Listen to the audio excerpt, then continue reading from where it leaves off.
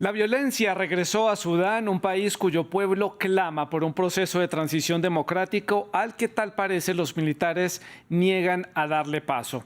¿Qué es lo que está sucediendo recientemente en ese país africano? Pues el ejército sudanés se ha enfrentado a un poderoso grupo paramilitar por tener el control de este país. Pese a la presión diplomática internacional y también el pedido de los ciudadanos de terminar con el gobierno militar de transición y agilizar la transición hacia un régimen democrático. Ambas partes se han enfrentado abiertamente en las calles de las ciudades sudanesas. Las imágenes que nos llegan desde Jartum, la capital, en donde vehículos blindados, ametralladoras, aviones de guerra sobrevolando y también ataques a puntos de importancia, como por ejemplo el aeropuerto internacional de la ciudad, han mostrado la violencia que deja ya varios civiles y también combatientes fallecidos. Pero ¿por qué esta disputa interna en este país africano? Pues se trata de una lucha de poder entre el general Abdel Fattah Burhan, comandante de las Fuerzas Armadas, y el general Mohamed Hamdan Dagalo, líder de las Fuerzas de Apoyo Rápido, que es un grupo al margen de las fuerzas de seguridad de ese país. En el pasado, estos dos grupos, las fuerzas militares y este grupo militar, eran aliados. Juntos colaboraron en ese golpe militar de octubre del 2021 que frustró la transición democrática en Sudán. ¿Cómo están entonces organizadas estas fuerzas militares? ¿Cómo se balancean las cargas en términos militares? Pues lo vemos a continuación. 250.000 soldados y más de 100 aviones de combate. El ejército de Sudán es considerado uno de los ejércitos medianos del mundo. Posee armamento pesado, 170 tanques y una flota de 7.000 vehículos militares, pero no posee submarinos ni buques de guerra. La aviación es uno de los puntos fuertes más importantes del ejército sudanés en su enfrentamiento con las fuerzas de apoyo rápido FAR. 191 aviones, incluidos 45 cazas rusos Sukhoi, MiG-21, 37 aviones de ataque y 25 aviones de carga, además de lanzadores A-5. Según el sitio web Global Firepower, que se especializa en asuntos militares, el ejército sudanés ocupa el puesto 75 entre 145 ejércitos en el mundo. Las fuerzas sudanesas se establecieron en 1956, cuando Sudán se independizó del condominio anglo-egipcio. Las fuerzas tienen cuarteles generales y centros en la capital Jartum y en algunas otras ciudades, además en las fronteras con Libia y Eritrea, donde hace monitoreos.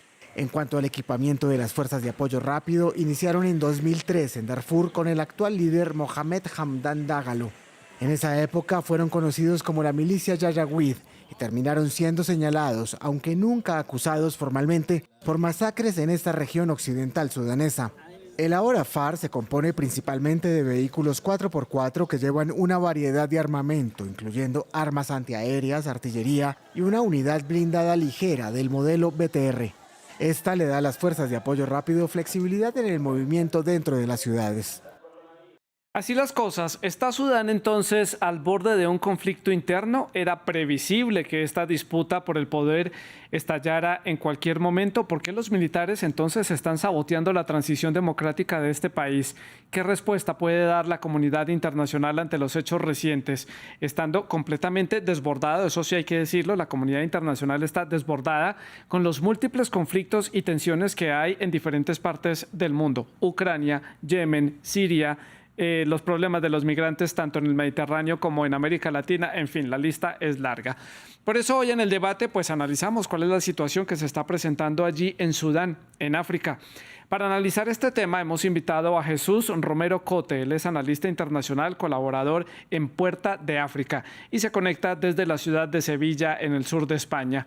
Y desde la Ciudad de México se conecta Rubén Peña. Él es doctor en Ciencias Políticas y Sociales, es investigador del Center for Africa and Oriental Studies de la Universidad de Addis Ababa en Etiopía y del Centro de Documentación de la Unión Africana. Ustedes, nuestros televidentes, también pueden ser parte de este debate, pueden dejar dejar sus comentarios y sus preguntas a través de las redes sociales. Nos encuentran en Twitter, en Facebook y en Instagram. Nos encuentran allí como @France24-ES. La etiqueta para que dejen los comentarios es numeral el debate F24, todo pegado, todo junto. Y a mí me encuentran también en Twitter como @Santilogo. Por último, les recuerdo que todos los contenidos de este programa están disponibles en Apple Podcast, en Spotify, en Deezer y en TuneIn. Paso entonces a saludar a Jesús Romero. Gracias por estar con nosotros, Jesús. Bienvenido al programa. Un gusto conversar con usted. Y le planteo esa pregunta que hacía en la introducción del programa. ¿Era previsible, era evidente que esta confrontación, esta disputa por el poder en Sudán entre estos dos grupos militares, entre las Fuerzas Armadas y este grupo paramilitar, iba a estallar en algún momento? Bienvenido. Buenas noches. Es complicado. Desde luego que si atendemos a las últimas semanas, sí, porque desde la semana pasada ya el ejército de Sudán advirtió de movimientos de este grupo paramilitar que se estaban reuniendo en torno a la ciudad de Merowe, al norte de la capital, y sí que en las últimas semanas ha habido una escalada de tensión fuerte que ha desembocado al final en este conflicto. Desde mi opinión, desde que yo he seguido el conflicto, yo no esperaba un estallido de violencia, por lo menos de estas características. Sí que es verdad que dentro de los propios grupos, tanto paramilitares como ejércitos, sí que ha habido tensiones previas y hay tensiones desde prácticamente que se da el golpe de Estado en 2021, pero que llegara a este punto y que escalara hasta un conflicto abierto por las calles de todo el país, no.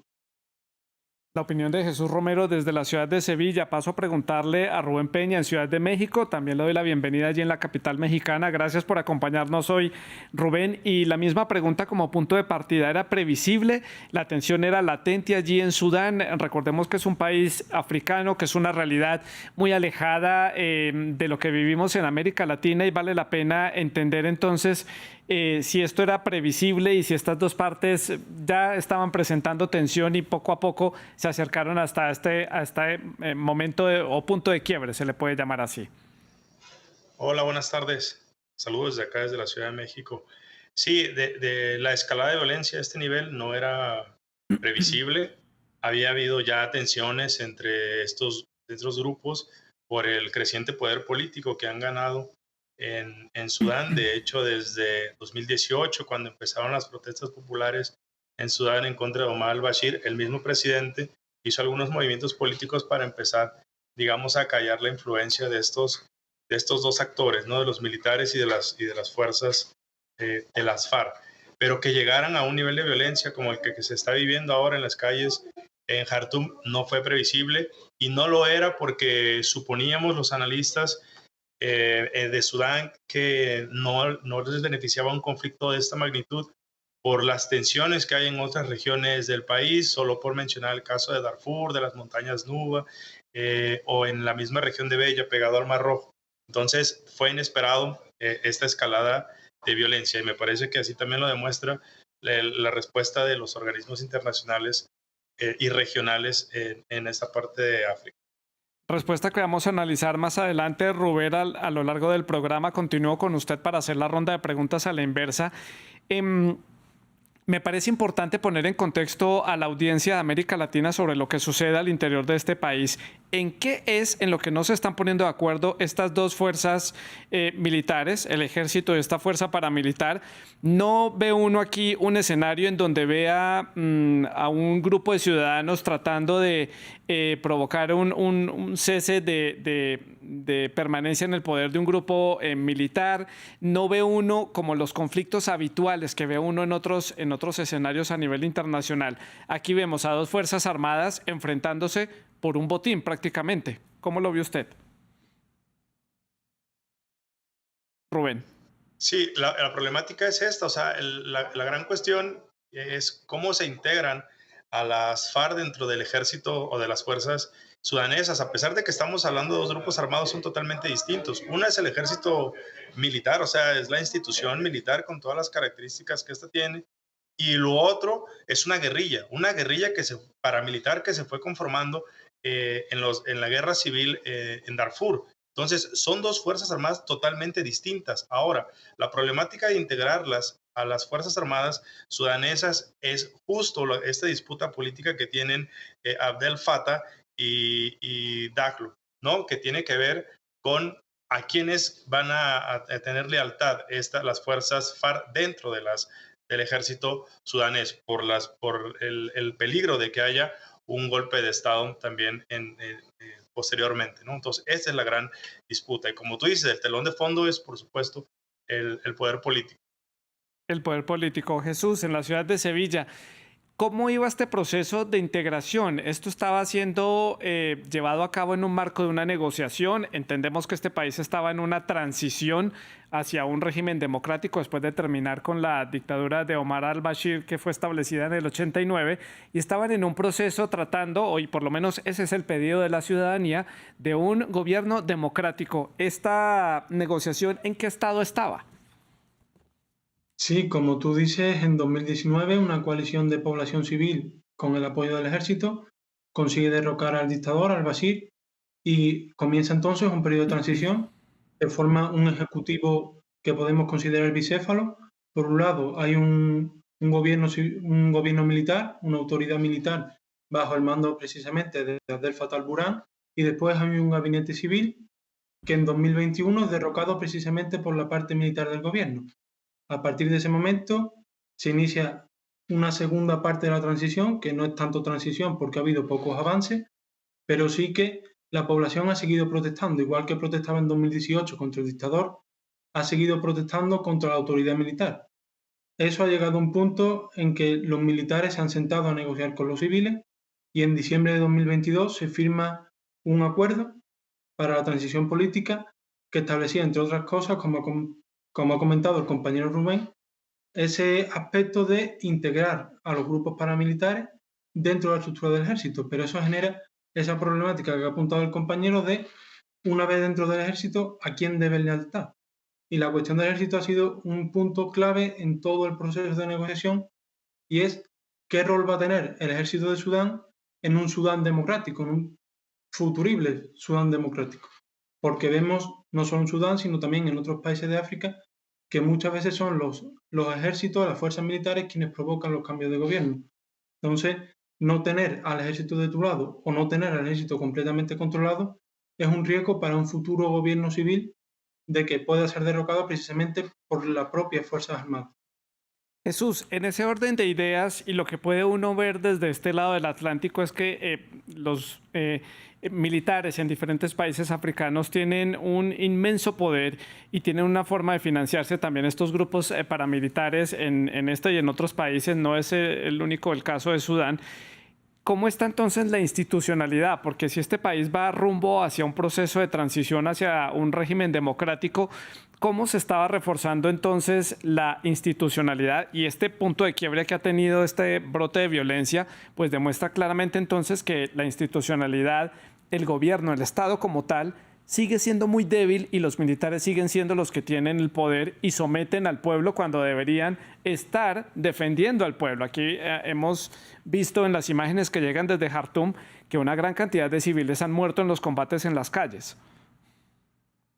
Sí, como tú dices, sucede en varios países de África, sucede en Mali, sucede en Burkina Faso, en Guinea. Son los militares quienes fuerzan los cambios de gobierno y quienes se atribuyen la legitimidad en el poder tras tomarlo por las armas.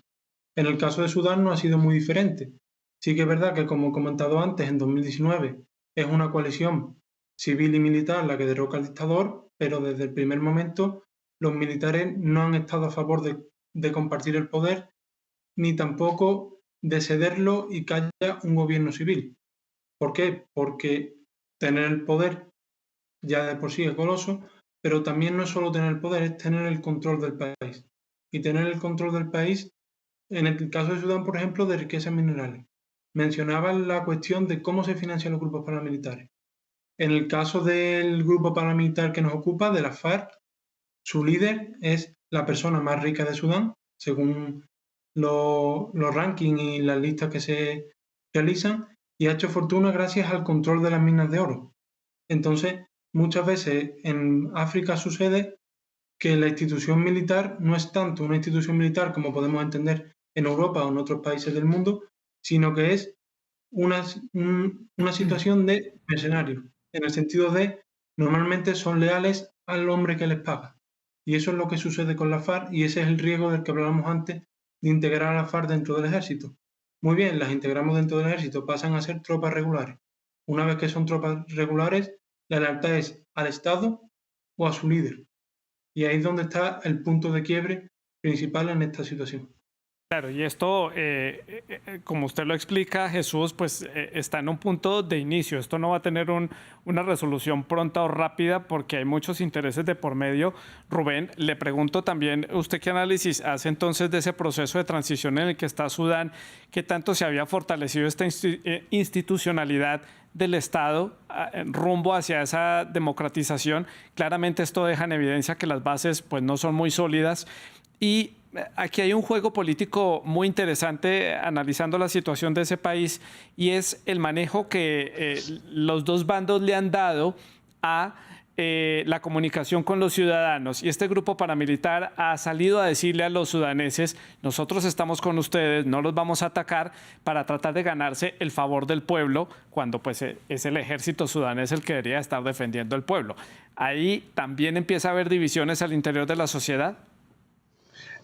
Sí, fíjese que la institución más fortalecida en el sistema político sudanés son los militares, y eso pues por cómo se fue construyendo el Estado sudanés bajo el régimen de Omar al-Bashir, que de hecho en esa transición, cuando deponen a Omar al-Bashir, el juego del ejército fue de estar del lado del pueblo.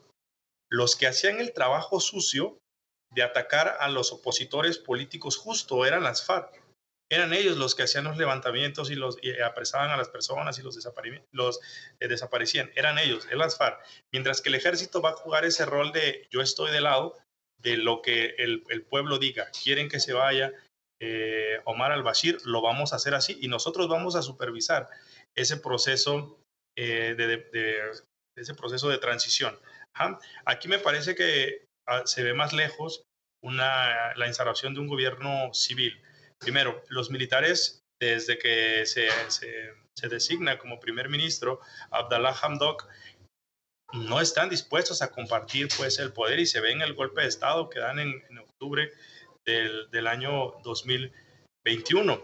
Y entonces ahora la problemática es también, no solamente no les van a dar esa posición a los civiles, sino cómo hacerlo con un grupo paramilitar que está muy fortalecido y que constantemente va a estar amenazando la estabilidad política del gobierno sudanés. Entonces, veo un poco lejana esa transición. Lo había comentado hace un rato el compañero Jesús Romero sobre que se había quedado como una suerte de impasse esa transición democrática de 2021 a la fecha. Y me parece que ahora yo la veo un poquito más lejana respecto del papel que están jugando las FARC y ese juego por la disputa del poder político entre el ejército y este líder de las FARC, que como también se apuntó, pues estos grupos le juran lealtad a él. O sea, no hay una lealtad hacia el Estado sudanés, hacia el gobierno, ¿no? Sino más bien es una respuesta al líder. Rubén, aquí el temor que hay por parte de la comunidad internacional es que esto desencadene una especie de conflicto, una guerra civil, no sé si sea el término, si ya es demasiado escalado, pero tal vez un conflicto interno, sobre todo en un país que ya ha vivido una historia de violencia bastante complicada. Recordemos esos conflictos que hubo entre diferentes etnias, entre diferentes también grupos militares al interior del país, un gobierno dictatorial, y todo esto desencadenó la división del país en dos, en Sudán y Sudán del Sur. Como parte de ese proceso de pacificación, un largo proceso rumbo a la estabilización. ¿Estamos ante el inicio del inicio de una guerra civil en Sudán? ¿Cómo lo vio usted? Me parece que hay un riesgo muy latente al respecto de esto. Y ya se están registrando ahorita enfrentamientos armados en otras regiones, como por ejemplo en Darfur. Sí, se han reavivado los enfrentamientos armados en esta región, la cual desde principios del siglo XXI pues ha estado inmerso en una violencia importante, ¿no? Que tiene como tal una crisis humanitaria y tal. Estos días ya se han registrado nuevamente enfrentamientos armados en la región de Darfur.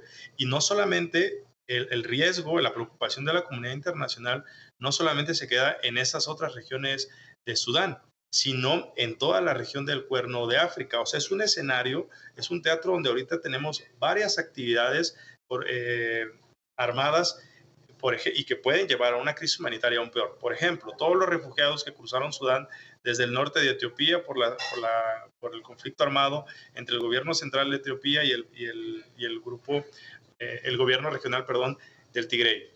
La violencia y el conflicto armado en la República Centroafricana. ¿Sí? Entonces, es un escenario donde se puede complicar a nivel regional y puede afectar a los países vecinos. Y Jesús, paso a preguntarle por la sociedad sudanesa. ¿Qué tan divididos están en cuanto a los apoyos a estos dos grupos enfrentados y el apoyo a ese proceso de transición? Creo que en este país, por las particularidades que tiene, ustedes lo conocen mejor que yo, no es lo mismo hablar de los ciudadanos de Jartum, la capital, que están viviendo en este momento el brote de violencia, a los ciudadanos de las zonas rurales, donde hay muchísimas dificultades en cuanto a la infraestructura y que fueron también zonas donde hubo pues muchísimos escenarios de violencia en el pasado. Pero la sociedad sudanesa, ¿qué tan dividida está entre estas tres líneas que se les ponen en este momento? Seguir al ejército, seguir a este grupo paramilitar poderoso y que también ha sometido a muchas personas, o apostarle por esa democracia y seguir luchando por la democratización. Jesús.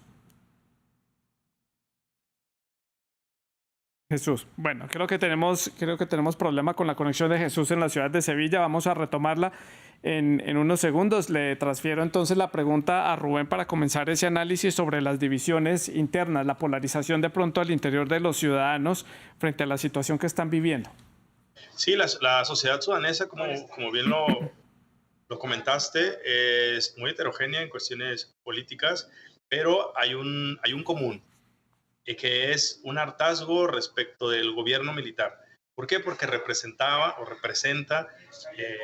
el régimen anterior, al régimen de Omar al-Bashir. Entonces ahí me parece que los grupos políticos de oposición van a seguir empujando hacia la transición de un gobierno civil, que, como lo mencioné anteriormente, no va a ser fácil, porque los militares no van a dejar este lugar central que tienen en el escenario político en Sudán. Y por el otro lado, por el lado de las FARC, me parece que la sociedad civil no comulga tanto con estos grupos, como le comentaba, porque estos grupos, desde el régimen de Omar al-Bashir, eran los encargados de acallar a la oposición política. Entonces los tienen muy bien identificados como que son totalmente contrarios y que no pueden comulgar o no pueden estar dentro de un gobierno democrático de transición. Jesús, su opinión. Le preguntaba por la división en la sociedad sudanesa. ¿Qué tantos apoyos hay hacia cada uno de los bandos? Pues recojo lo que ha dicho el compañero. Realmente la población civil está cansada, tanto de militares como de paramilitares.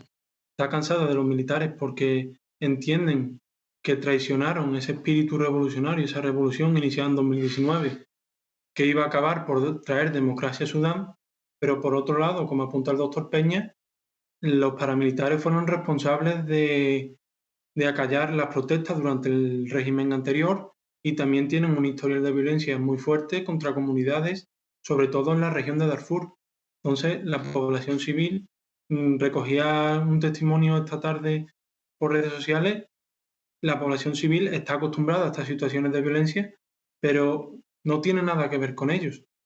Es decir, ellos quieren una transición democrática y ya sea el ejército o bien los paramilitares no van a dejar que suceda, porque ahora mismo el establecimiento de un gobierno democrático en Sudán es prácticamente imposible, porque gane quien gane, si podemos considerar que alguno de los dos bandos gane, va a tener en la existencia del otro grupo la excusa perfecta para no ceder el poder, para imponer más restricciones y sobre todo para acallar a la oposición. Y aquí los civiles están en una situación muy complicada. Jesús, y así las cosas, ¿a qué se está exponiendo entonces Sudán de continuar en esta espiral de violencia, de enfrentamientos, o que una de las dos partes triunfe en esta disputa y se mantenga en el poder y ese proceso de transición democrática siga en pausa o siga siendo, como ha venido hasta ahora, muy lento, muy dilatado por parte del gobierno? ¿A qué se está exponiendo Sudán a nivel internacional y a nivel regional? Yo en ese sentido soy un poco pesimista porque, como acabo de comentar, no sé cuándo acabarán los combates, pero tengo claro que ninguno de los dos va a ser ganador absoluto, porque quien gane no va a eliminar al rival completamente. Y además estamos en una situación por ahora que son combates urbanos. Yo veía las imágenes esta tarde y me recordaban algunas a las imágenes que hemos visto hace no tanto en Libia. Entonces una guerra urbana es una guerra larga, duradera. Y después, a nivel internacional, pues no sé exactamente cómo se puede incidir en la situación. Si hemos escuchado a toda la comunidad internacional al unísono pedir el cese de la violencia, pedir que las partes vuelvan a la mesa de diálogo, pero esto ya lo hemos visto en otros conflictos y es difícil frenar las hostilidades si las dos partes no quieren. Claro. El mismo lunes por la tarde, el, el ejército dijo que no iba a negociar con los paramilitares y los paramilitares, que no iban a dejar las armas hasta que el ejército no se rindiera primero. Entonces, es una situación que puede escalar, no sé hasta qué punto podemos Claro. considerarlo una guerra civil. Si se mantienen los conflictos en Jartum y en las ciudades principales, sí que es verdad que se están extendiendo a otras regiones, pero habrá que ver también la intensidad y los contingentes que tienen cada una de las partes en las regiones para ver si son Sí. zonas de combates puntuales o zonas en las que se estabilice un frente o en las que haya combates recurrentes y a ver cómo evoluciona todo y cuál es el papel que asume la comunidad internacional. Pues hasta el momento la comunidad internacional lo que ha dicho es que pide el regreso de esa transición democrática. Lo han pedido diferentes organismos internacionales y lo ponen como una condición para poder reanudar esa ayuda económica a Sudán, porque hay que recordar que es también uno de los países con mayores dificultades económicas en el mundo. Es un país bastante pobre y que estaba en un proceso de reconstrucción después de años de conflicto y de años de tener un gobierno dictatorial. Rubén, pasemos a los actores importantes de la comunidad internacional que pueden verse involucrados en este escenario. Egipto es un país muy cercano a Sudán, influye mucho en la región, pero también a Arabia Saudita le importa mucho lo que está sucediendo allí justamente por ese intercambio de hombres, de soldados que lleva al conflicto en Yemen. Esto puede generar un efecto bola de nieve, como usted lo estaba explicando, porque es inestable la región de este Cuerno de África. Sí, me parece que aquí ya los actores regionales que están participando del llamado al cese al fuego son Egipto y Sudán del Sur. Ambos presidentes han estado en continua comunicación con los líderes de ambas facciones, ¿no? Con el ejército y con las FARC. Pero me parece que la propuesta definitiva puede venir de esta llamada troika árabe, que tiene mucha influencia en la política interna sudanesa y que lo hizo en su momento en 2019. Me refiero a Arabia Saudita, los Emiratos Árabes y Egipto, que pueden ahí crear una fórmula para que se sienten a dialogar las facciones ahorita que están en conflicto. Lo que me preocupa es que, independientemente de cuál sea el acuerdo al que lleguen, me parece que la transición política y la instauración de un gobierno civil, en caso de que se dé, va a estar maniatada al poder político, ya sea de los militares, que van a ser que son el pilar político en Sudán, o de estas fuerzas en el caso de que sean apoyados por Arabia Saudita o por los Emiratos Árabes, dado el vínculo histórico que ya tiene su líder Mohamed Hamad con estos países del Golfo. Entonces, esa es mi lectura. Rubén, ¿y qué hay de estos organismos internacionales? ¿Qué respuesta pueden tener a lo largo de los próximos días? Por ejemplo, la Unión Africana o también la Liga Árabe, bueno, ya Egipto, Arabia Saudita y también los Emiratos Árabes Unidos, usted ya los mencionó como países que pronto pueden entrar a tener un rol destacado en este conflicto para buscar una solución, pero a nivel internacional, a nivel continental, ¿qué más puede suceder? Sí, que la Unión Africana llame al cese al fuego y ya lo hizo a través de este organismo de la IGAD, son los que están haciendo los esfuerzos para que se llegue pronto a un acuerdo entre ambas facciones. Pero me parece que la fórmula va a venir de fuera. No, desgraciadamente no va a venir de la Unión Africana, sino va a venir de fuera y creo que desde los países del Golfo, ya sea de Arabia Saudita o de los Emiratos Árabes, por el poder político y la influencia que tienen o que tenían en el Consejo de Transición. Entonces, me parece que por ahí puede ir la solución, el cese al fuego entre estas dos facciones.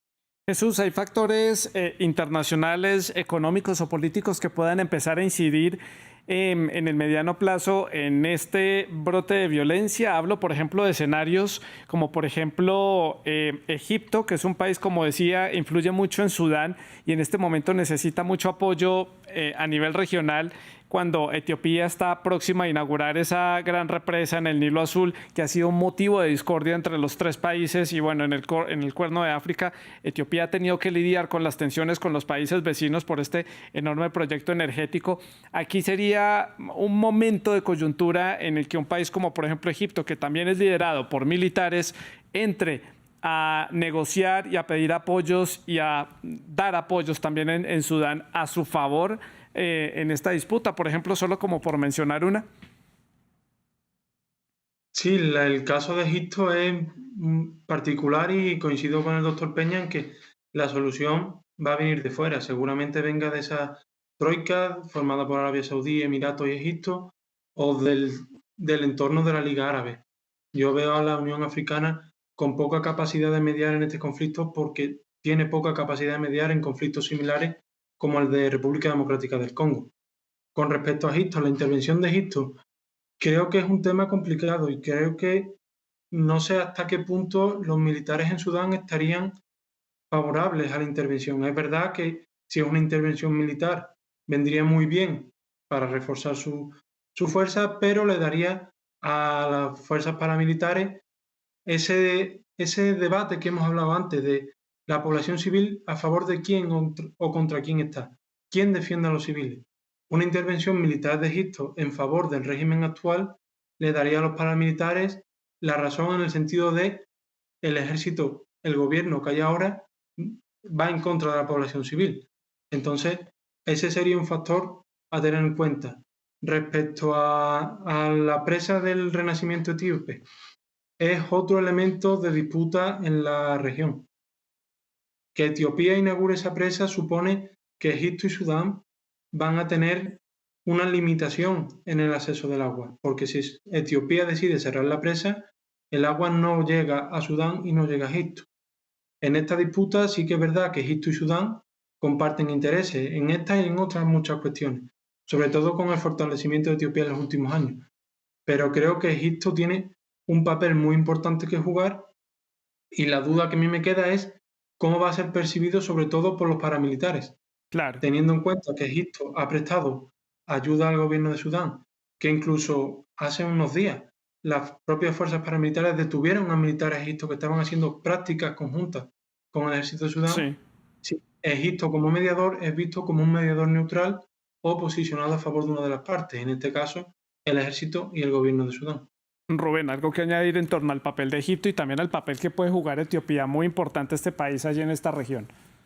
Sí, coincido mucho con el análisis del doctor Jesús en el sentido que me parece que en algún momento Al-Fatah al-Sisi se va a decantar por el apoyo a los militares sudaneses por lo que mencionó sobre este apoyo que quieren respecto del proyecto de la presa Renacimiento que ya está pronto echar a andar el gobierno de Etiopía, pero también para un mensaje interno, ¿no? O sea, Egipto también tiene ahí sus bemoles en cuanto a la sociedad civil, la posición política, entonces también para un mensaje interno y también ese mensaje de el fortalecimiento entre estas cúpulas militares que en ambos países tienen un rol central en la política. Sí, y es que una transición democrática en un país como Sudán sería un mensaje muy poderoso en otros países africanos que también tuvieron problemas en esas transiciones. Ustedes mencionaban a Libia, bueno, Egipto se quedó con una primavera árabe que terminó en un gobierno militar, Túnez está en un proceso que todavía no logra despegar. Sería un mensaje muy poderoso para la región que triunfara un proceso democrático en un país africano después de lo que han vivido. Me queda un minuto rápidamente para la conclusión. Rubén, sus conclusiones, lo que viene para Sudán en los próximos días, ¿qué podemos estar viendo? Vamos a ver, me parece que los enfrentamientos se van a seguir dando y que la fórmula para que se sienten a negociar va a venir principalmente desde la troika árabe, ¿no? Una fórmula que hagan Sí. Arabia Saudí, los Emiratos Árabes y Egipto. Y también veo más lejano la instalación de un gobierno civil en Sudán, desgraciadamente. Y Jesús, su conclusión para el cierre. Pues muy similar a la del doctor Peña. Creo que es un conflicto que va a permanecer porque ninguna de las dos partes por el momento ha mostrado voluntad de cesar los combates y que evidentemente si ya la transición en Sudán estaba siendo complicada, esto puede dilatarla mucho más, incluso interrumpirla de manera definitiva. Pues a Jesús Romero y a Rubén Peña les agradezco mucho por haber estado con nosotros hoy en el programa. Hemos aprendido de política interna de Sudán, un país muy alejado de la realidad de América Latina, pero eso es de las cosas positivas y fascinantes de este programa, que nos permite ver en perspectiva situaciones y realidades que tienen lugar en otros países del mundo. Es todo por hoy. Gracias por su sintonía. En nombre de todo el equipo técnico les agradecemos haber estado con nosotros. La producción estuvo a cargo de Laura Garzón y Giovanni Agudelo y la producción de invitados estuvo a cargo de Tania Herrera. Gracias, pueden seguir dejando sus comentarios.